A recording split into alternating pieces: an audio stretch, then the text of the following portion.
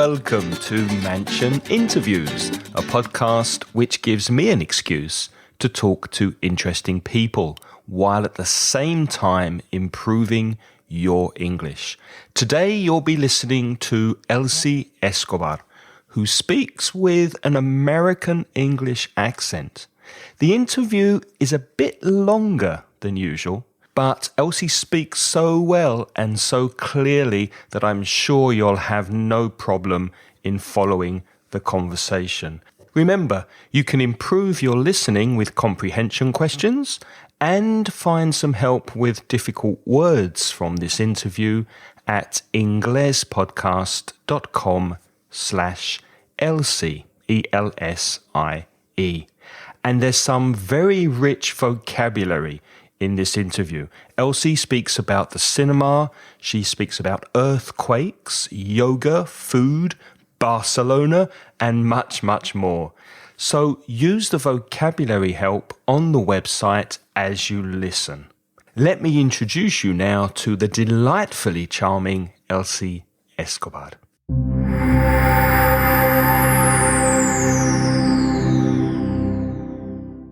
I heard you speak Spanish on Sune's podcast, lasunacracia.com, and your Spanish is wonderful. It's better than mine. Oh, wow. Well, thank you. It's really, really good. Do you speak Spanish to your girls? Do you speak Spanish at home? I tried. You know what? If we would have lived closer to my parents, there's no doubt in my mind they would be very much bilingual. There's no doubt.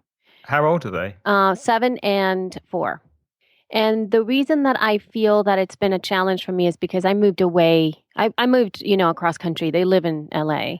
And, my extended family is there as well. And there's always been a back and forth with my mom. There's always been all kinds of Spanish speaking all over. I mean, there's part of my extended family who doesn't speak English. We have to speak Spanish.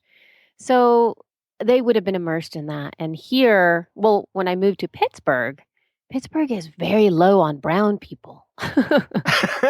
It's like very low on brown people. Like there are like zero. Like I looked around and I'd never heard anybody speaking Spanish. Whenever I did catch somebody speaking Spanish, I was like, oh my God. And when I lived in LA, it's like you're in some kind of Spanish speaking country because everybody speaks Spanish. Right. And then when we moved to North Carolina, there's a lot more Spanish speakers around here. There's a lot more. So I feel like, oh, wow. So when the girls go and visit their grandparents, they hear Spanish. But obviously, they speak Spanish to you. So they're around Spanish when they're visiting, when they go to LA, right? Yes, but we have not gone to visit LA since they've been born. We just haven't been able to go. So the 7-year-old, is she learning a foreign language in school? The 4-year-old's too young, right? It doesn't matter. We try. We actually homeschool. And okay. When we were in Pittsburgh, we actually had a Spanish class that we attended, which was really cool. And it was very neat because she really loved it. The teacher was great. She was a non-native Spanish speaker. But she was a great, great teacher, and they really loved it. She did a fantastic job teaching lessons and getting songs and doing art projects, all aligning with a certain vocabulary or theme. And that was really great. It was very helpful for them. Unfortunately, she, stopped teaching and then we moved. So it was supposed to be my job. My lovely other half said, you know what, it's a crime that they're not learning. And I go, I know. And so it's been a challenge. But you don't say to them in the house, tráeme ahí el vaso que está encima de la mesa. You don't say things to them. I don't. There's been times when I've wanted to, and then there was a time where I said it for like a month. It was like Sundays are Spanish days, and so Sundays I would immerse them in Spanish, and we would only talk Spanish, or I would only talk Spanish because they don't understand. I mean, they understand some things, but not a lot of it. And it really is. It's my fault. It's because I never followed through. And you know what I've also found is that the lack of support. So that whole roundabout story about no Latinos being around, I feel really matters because it's like you're isolated. They don't hear it. It's completely out of the norm. Nobody else. They can't talk with anybody else. It's just me. So Yeah. it just feels like I don't have the support system that I wish that I did. Right. And So, I mean, so where are you based at the moment? Could you paint a picture for the listeners? Because I know, like, there's an American expression to be out in the boondocks, which means out in the middle of nowhere. I think you've said that a couple of times. You're off the beaten track. How would you describe where you're based to someone who's listening? Is it like a farmhouse? Is it in a small village? I know you're not in a city. no, we're not in a city. We are about 35 to 45 minutes away from, sorry, I don't know if you can hear them over there screaming, but for about 35 to 45 minutes away from the larger cities. So one of our largest cities is called Asheville. Asheville, North Carolina is a very, like, there's lots of people that really love Asheville. It's kind of hip and cool and stuff like that. And then Hendersonville is another very close, kind of bigger type city where it has everything that you would imagine a city having, right? It's got all the stuff. Yeah. So We are you live like surrounded like by a forest or lakes or rivers, or is it well, really rural? no, well, those two cities that I told you about are just normal old cities, and it's just beautiful in the area, but they are surrounded by mountains, but they're like, you can find everything within those two cities. Now, in between those two cities is where I live, and it's a little town, and it's called Bat Cave. It's kind of funny name, but it's Back cave? Bat Cave. BATCAVE. Yes, Bat Cave. How cool is that? I know. And so If you it's crazy wanted to live in because Back you Cave. don't really like it is a tiny little I can't even say that it's a town because there is no town. Like if you're coming up let's say you're going up the mountain and you drive up the mountain, you will pass Batcave and you won't even know you passed it because there's no town center. It's just an area. And Yeah. there's a road that comes up and it leads to other like mountain towns. Like Lake Lure is another town that it is a little bit bigger. Most people come vacation in Lake Lure. It's a place where people come for their vacation homes. There's a beautiful lake, and it's really really low populated in the off season, but it's packed in the summer months. But Batcave is really its own thing, and there really isn't a store. There's no store. There's no like gas station. Like we don't go down the mountain and then I mean from where we live, because then you have to keep going up the mountain even more, up a dirt road. It sounds beautiful. So if you It don't is have a car, you can't really no, get around at all. You're no, stuck no. there pretty You are much. You need stuck a here. car Yes. to. Okay. So I'm Mm. guessing that this is where you are now is very different from where you grew up because you're from El Salvador originally. Yeah. Is that right? Yes, I Are am. you, did you grow up in the capital in San Salvador? San Salvador. Yep. Isn't Harry from there from Podcast Harry. Yes, Junkies? he is. Harry is from there. He is, isn't he? Yeah. Yes, he is. I know. So, So excited. what was your childhood like? Oh, awesome. Tell me this. What did it smell like? Oh, what did it smell like? Oh, there's such a I think it was always so dense. Um, I think my biggest memories are of the rain and the dense air. Like there's just because there's so much moisture in the air over there, and smoke because people burning trash and burning things. I remember I could always smell the smoke in different places. But it was I had a great childhood.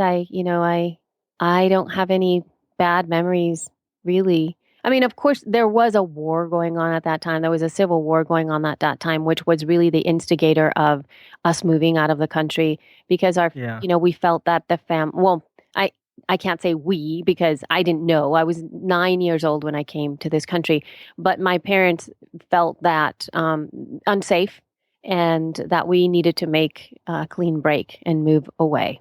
There were times when there was fear in my life. So there was that where I would, there was a curfew. You had to stay inside after 7 o'clock. You had to turn lights off. You could hear balaceras, people doing fire and with gunfire around. You Yeah. could hear that all the time. You heard bombs. You would also hear helicopters or planes flying low, and that was really scary because you didn't know what would happen. It's not like it was a full on war zone, but there were explosions and things like that in the distance or a random bomb that was set off somewhere. My memories are very muddled together, so I can't really recall specific instances. I just recall that there were times when I was afraid because we had to crawl underneath, tables and turn the lights off and that kind of stuff. Wow, and that was just before you left for the States. I read on the internet that it's called El Valle de las Hamacas.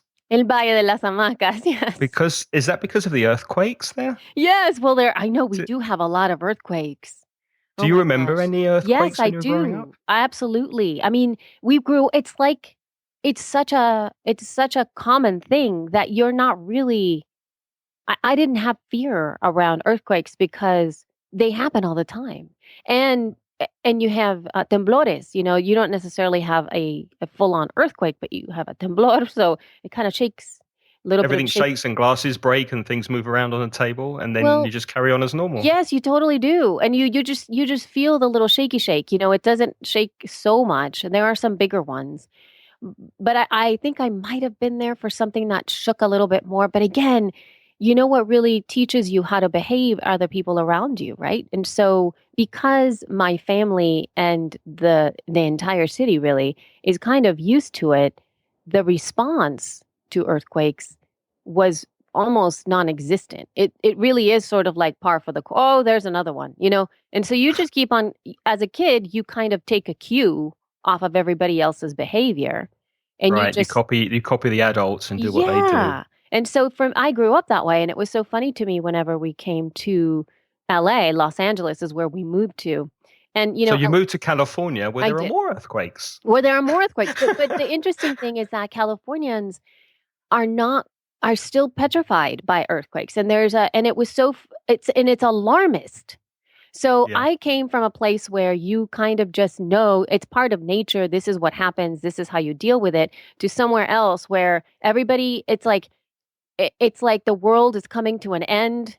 Lights are flashing. The news is going. People are screaming. And then I'm just like, what is happening? That was just a little. It's just an earthquake, guys. It's just an Relax. earthquake, guys. Chill out. And Yeah. so it was really, we would laugh all the time. And we would laugh to know that, there's some of us, or I don't know if all Latinos, but especially for us from El Salvador, where we were like, oh, you know who the El Salvadorians are because they're not moving and getting underneath desks, or we're not screaming. It's just normal.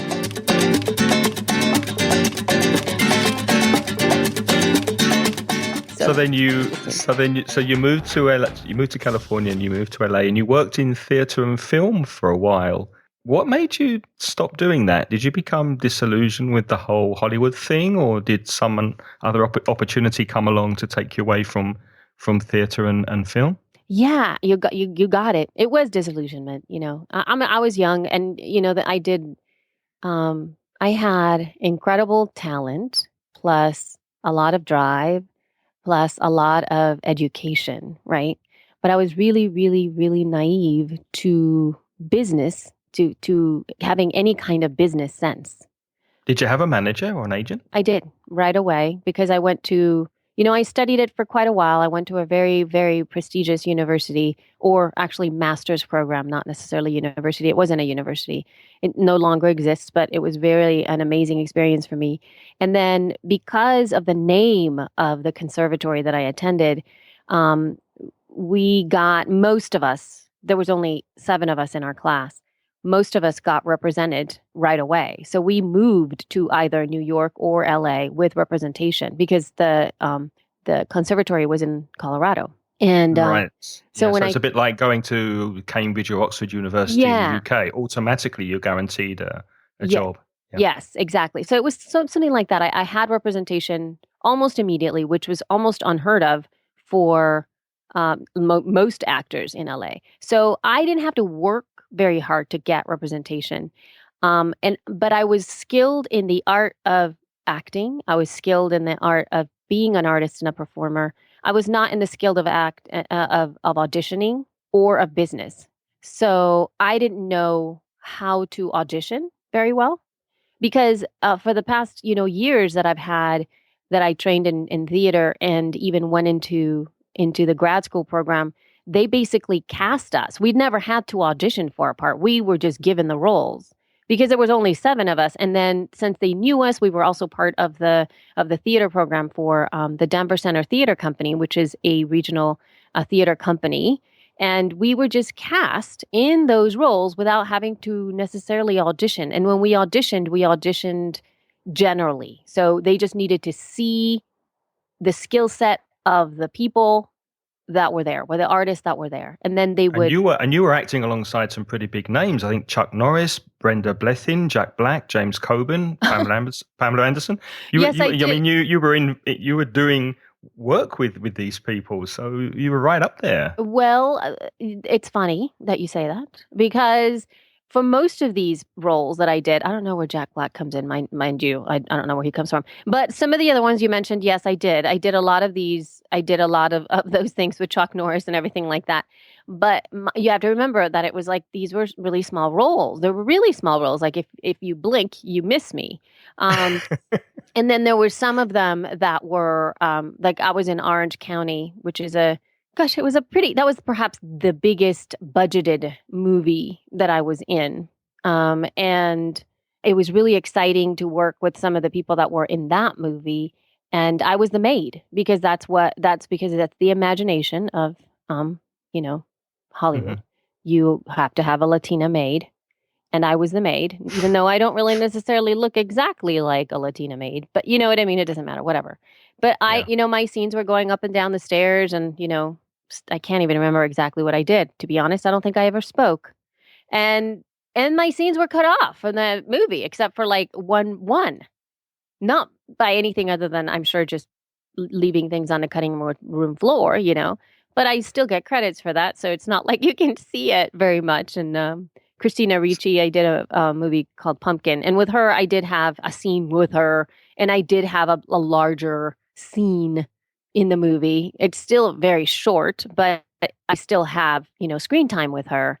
A couple of scenes that we shot together. So I'm guessing you don't miss the whole Hollywood thing, but no. do you miss acting and theater? Do you miss drama? Do you do any local drama club acting where you are? I do miss it. I miss parts of it. I think it was my outlet when I was younger. It was my creative outlet, and I lived life through the characters that I was in.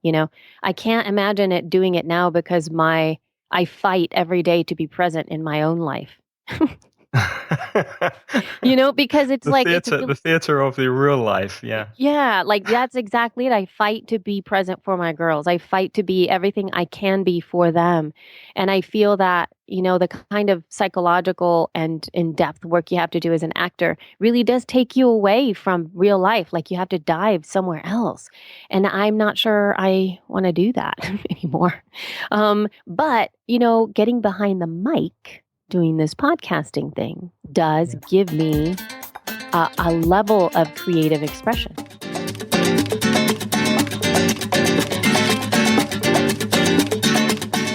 And for listeners, let me just say that you are Happiness Community Manager at Libsyn. Yeah. Which is a lovely job title.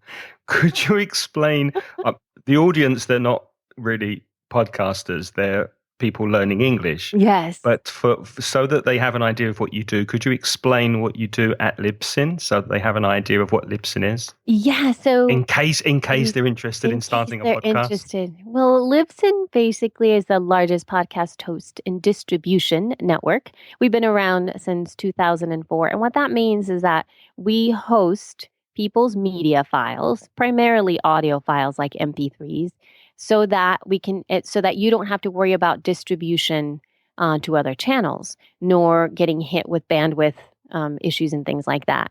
So we kind of are the holder of the media, and we deliver it to you in whichever ways you want now, and therefore create things like feeds for podcasts so that people can subscribe to podcasts like the English podcast. And so that that those files are in one place, and then Libsyn is the one that delivers those files to you, even if you're like getting them from iTunes or the podcasts app or any other app of your choice. We just deliver that. Now, what I do at Libsyn is I work in social media, so I really interact with with podcasters most days. I, run the Twitter, run the Facebook.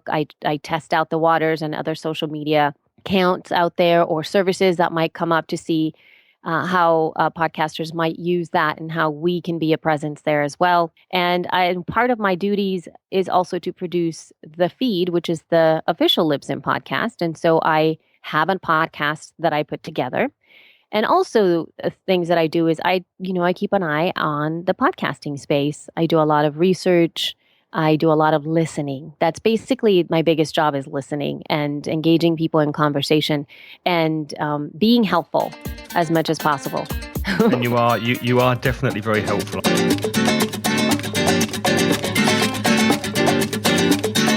And you have a very successful podcast for yoga called Elsie's Yoga Cooler. Is that right? Cooler? Yeah, Elsie's Yoga Cooler is my site. Elsie's Yoga Cooler. That's your website. Elsie's Yoga Cooler. I'll put links to this in the show notes if anyone wants to go and listen to Elsie's podcast on yoga, which I strongly recommend if you're interested in yoga. And I'll put the link to that in the show notes, which will be at inglespodcast.com/Elsie. Yay! And sorry, I interrupted you. No, it's all right. And then, the podcast itself is simply called Elsie's Yoga Class. And even if you go into iTunes, you could just search my name. Even if you just type in Elsie, I am sure that mine will be the first one to come up. Are you still teaching? Are you still teaching yoga? Are you still doing yoga?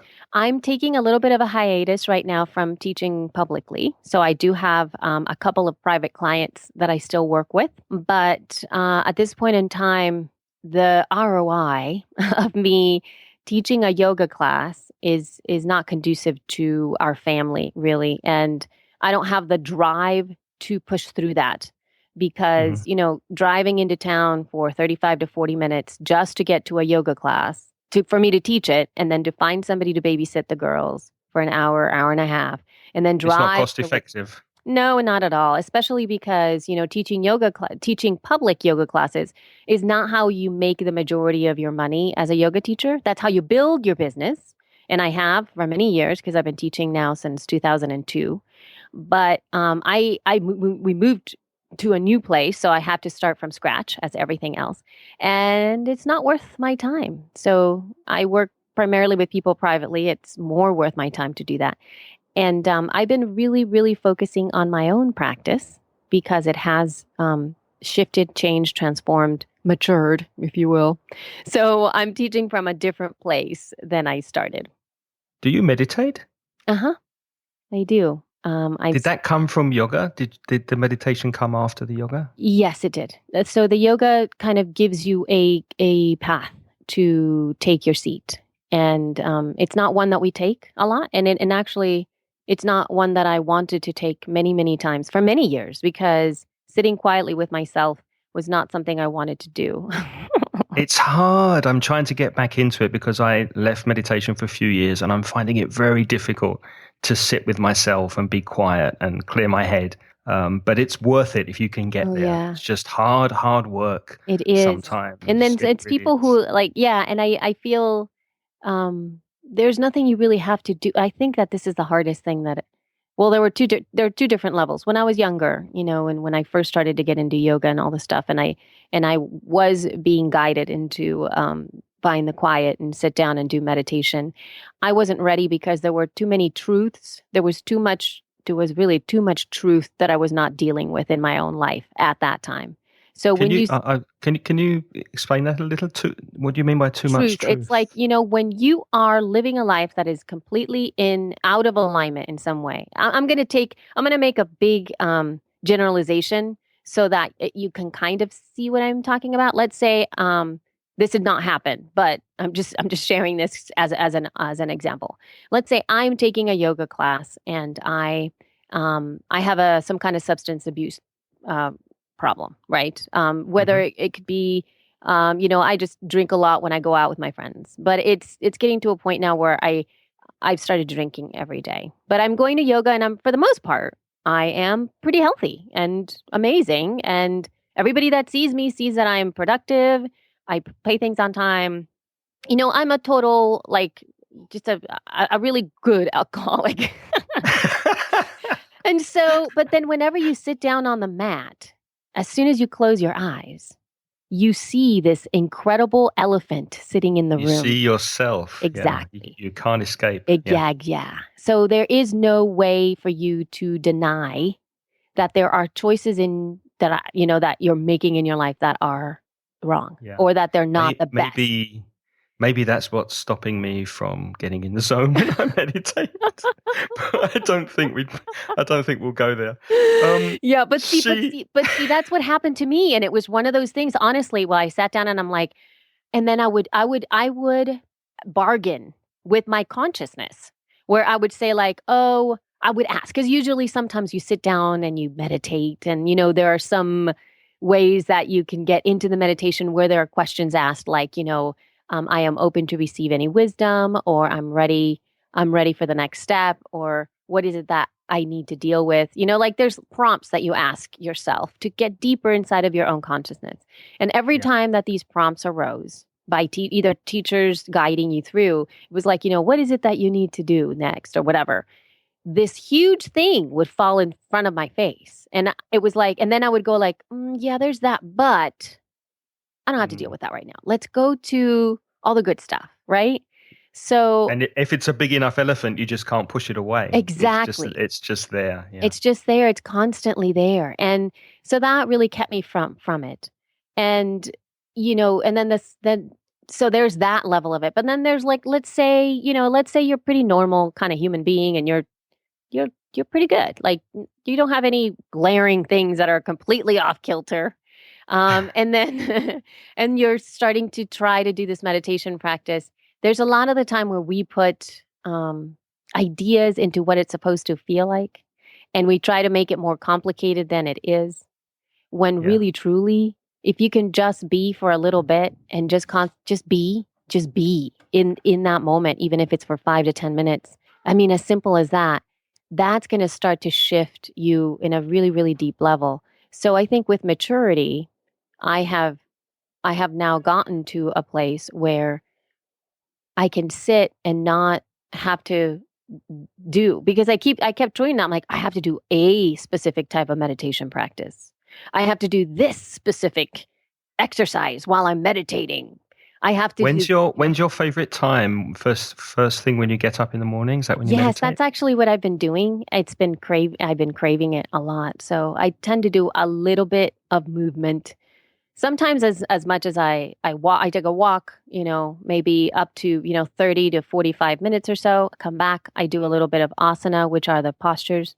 And I do those postures, the yoga postures, not necessarily for anything other than to kind of like stretch out from the walk and to give myself like a clean slate so I can sit, so I can work on sitting. And then after that, and in fact, after this is something that I've been really, really, really a stickler about.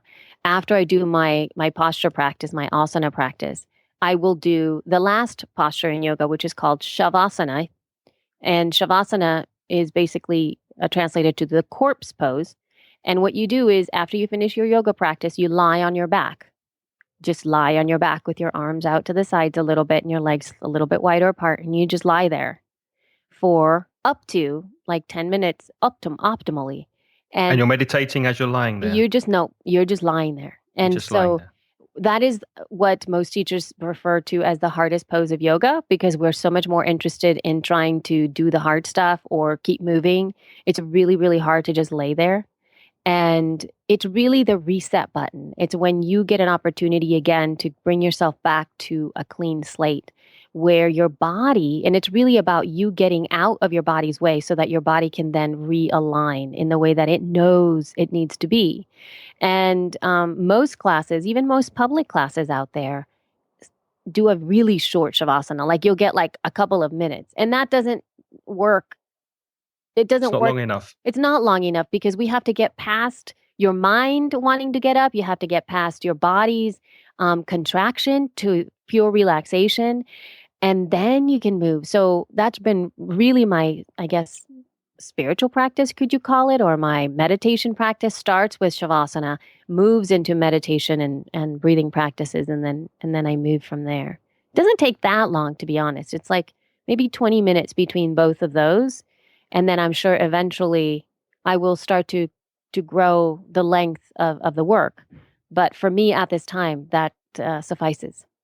Well, that's what I've been doing. I've been doing 20 minutes in the morning, but instead of getting 5 or 10 minutes of meditation from from the sitting, I've been getting about 5 or 10 seconds. But I'm not giving up.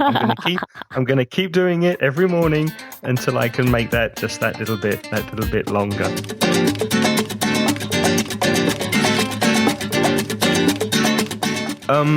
She podcasts with Jessica Kufferman. Uh-huh. My wife loves it. She's really? Spanish. Oh my She God. has it in. She has. I'm turning her into a podcast fan. Good. I said, listen to this, Angeles. Her name's Angeles. Listen to this. It's great for like upper intermediate level. And she listens to every episode. And she's not interested in podcasting, but she loves the interaction between you and Jess. And That's I'd the way it recommend goes. that to anybody who wants to improve their English. And also for any guys, because I'm a big fan, who would like to be a fly on the wall and kind of listen to women, because it's for women. It's a podcast. Well, I'll let you explain it, but it's for a female audience. Yes.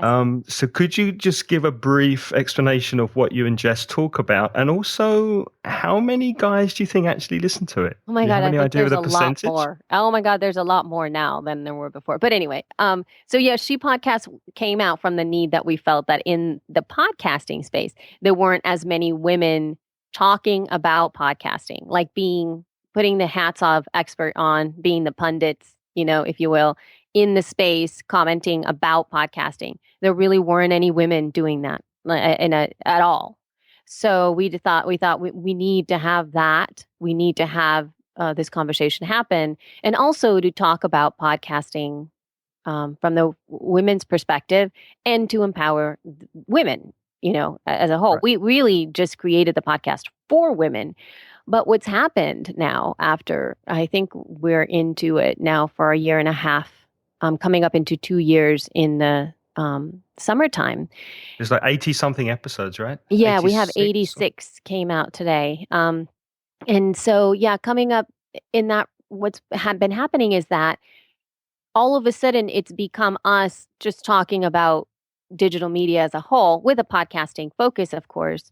But the She Podcast part of it is just simply because it's us behind the mic. Like, it has nothing to do really now with any specific, like, for women only things, because we have found that people tend to just react to us and are interested in what we have to say.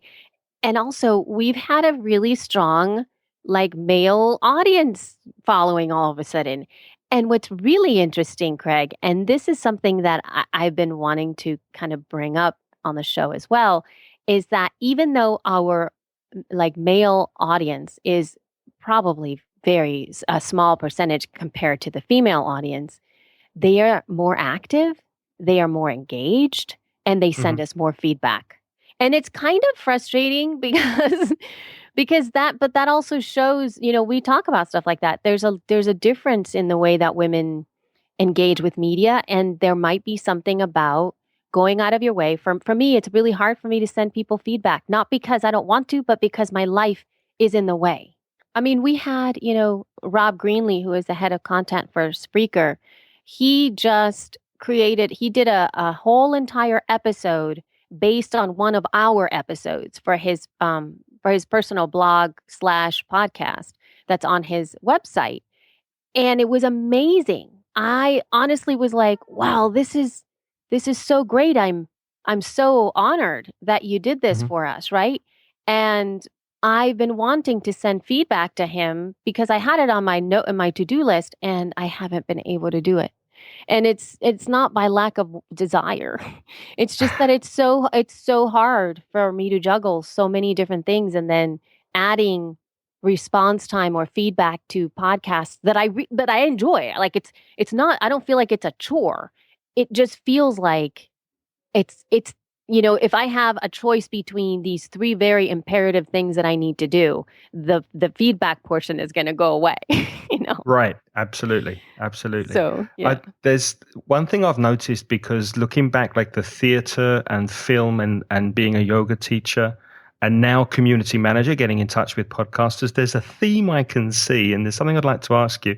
Have you ever considered being a traditional teacher in front of a classroom, teaching kids or adults in the educational system? I do enjoy it. I do. I like it. I love teaching. I think teaching's amazing. Has it ever crossed your mind as a career path? It did. A while ago? It was the reason that I went into school, into the university.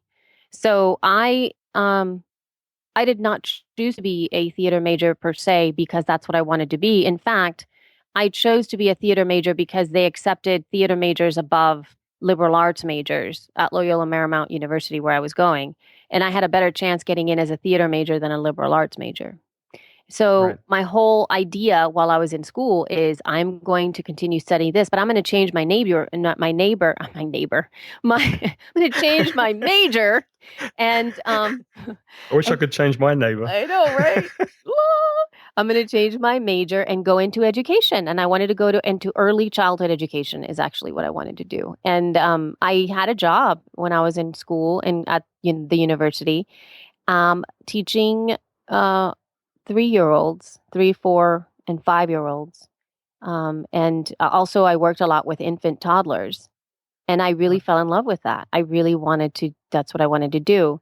And I did apply to the School of Education and all this stuff. And, slowly but surely, I never followed through. And I became more enamored with acting. Although I always thought I'm going to go back and I'm going to finish that. Like I always imagined myself, even up to the last year I was in school, that I was going to go into education. But you kind of done it. You've done it a few times with yoga, in front of a yoga class, with being in front of podcasters as well, and passing on knowledge to other podcasters. So you're kind of there anyway. Yeah, I feel that it's there. And, with Jess and I, we have podcasting school for women as well. And it's been really great teaching that way. We've done a couple of masterminds as well. And that's been really awesome as well, to be able to work one-on-one with people. And that's really what I personally enjoy. The majority of, I guess, work that I do in the podcasting space above the Libsyn stuff, even though I do a lot of education for Libsyn as well, has been when I work one-on-one with clients and we can really go deep in a lot of the podcasting stuff. And I'm not a how-to podcast teacher, even though I have that knowledge. Like that's not where, like my wheelhouse, it's not where I really like to go. I really love strategy and I really love like development and growth. And I do it from a real like dynamic perspective from everything that I've known. So I do employ a lot of a yoga philosophy into it. It's not like I'm in your face with it. Like I don't say like, and now we're going to do podcasting this way.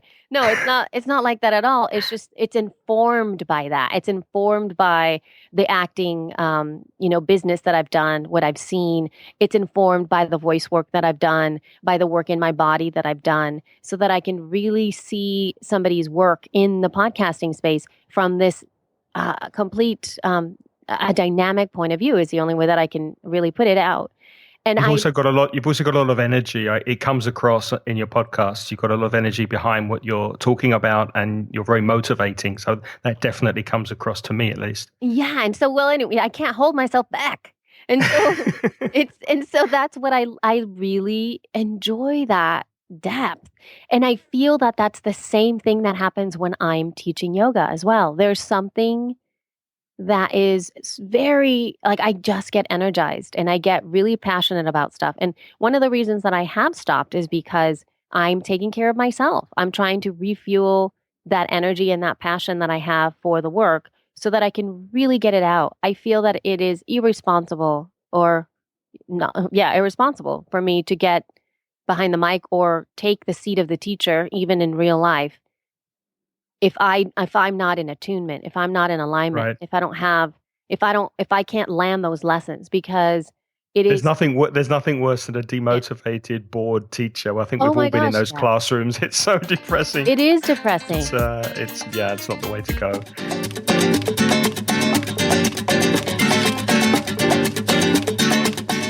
I want to be respectful of your time. I know we've been chatting for a while. Can I just ask you 3 or 4 really quick hot seat quick fire questions before you go?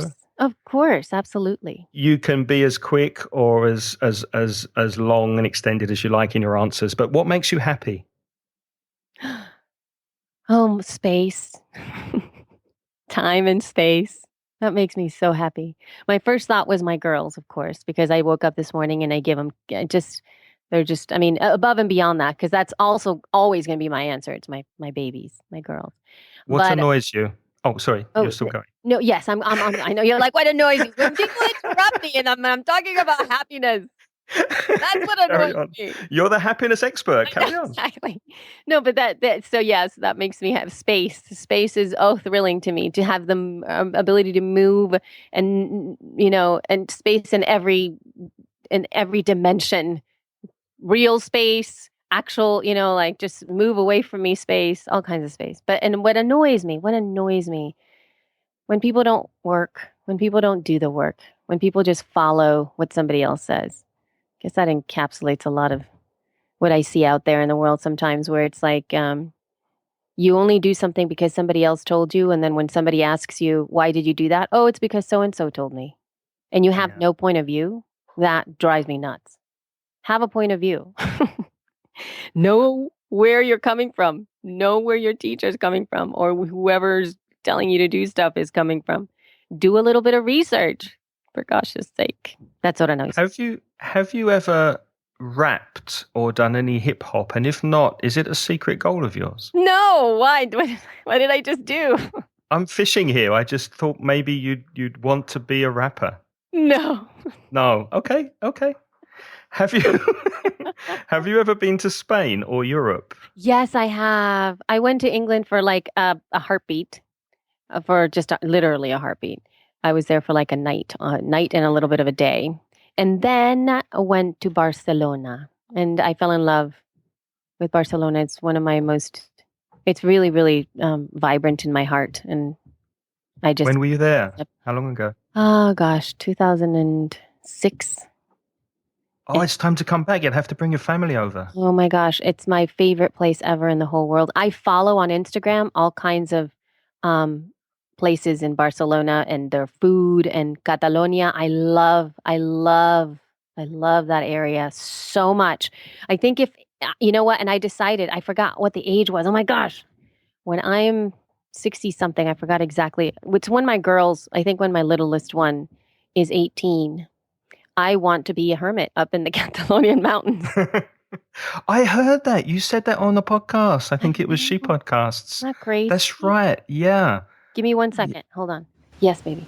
Can you print to my pages now? I'm going to print your pages when I'm finished doing this, okay? It'll be just a few minutes. Can you please go downstairs? And I promise I'll print you 3 pages.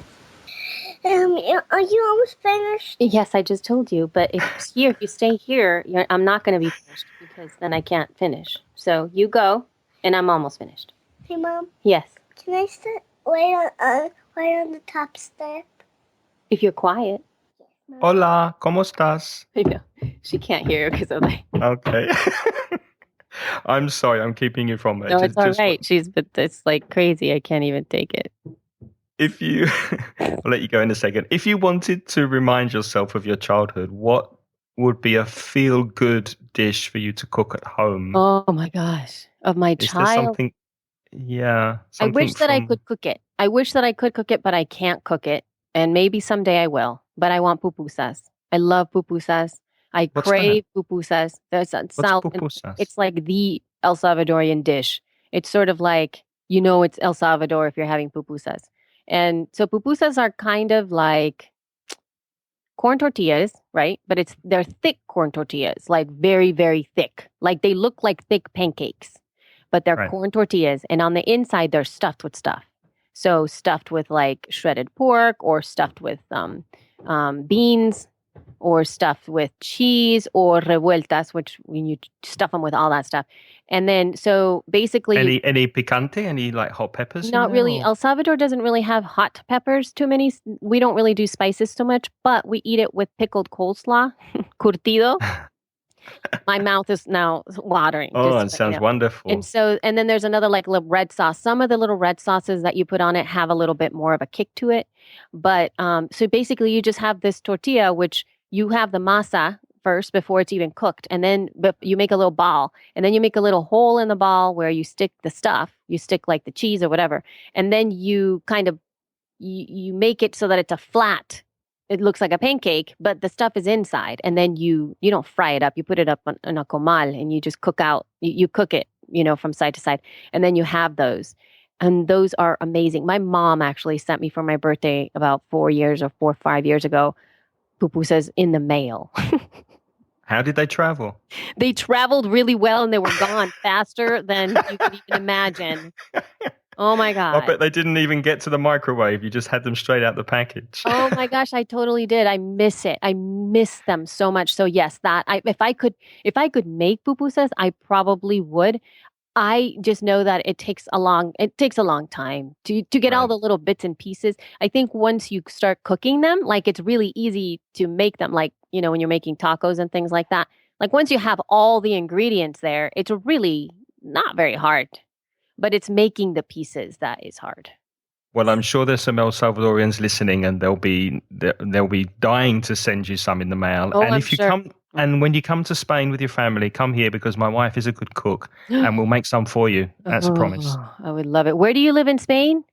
Valencia. Valencia. Okay. So on your way down to the south, to the south of Spain, Almería, Sevilla, and Córdoba, you must visit the Alhambra next time you come. So you'd have to pass through here. So come in and see us, and we'll make them for you. Oh my gosh, you're so kind. Elsie, I'll let you go. I'll let you go to your girls. Thank you so much. It's been an absolute pleasure. Thank you for your time. It's been great. Yes, thank you. Bye-bye. Adios. Bye.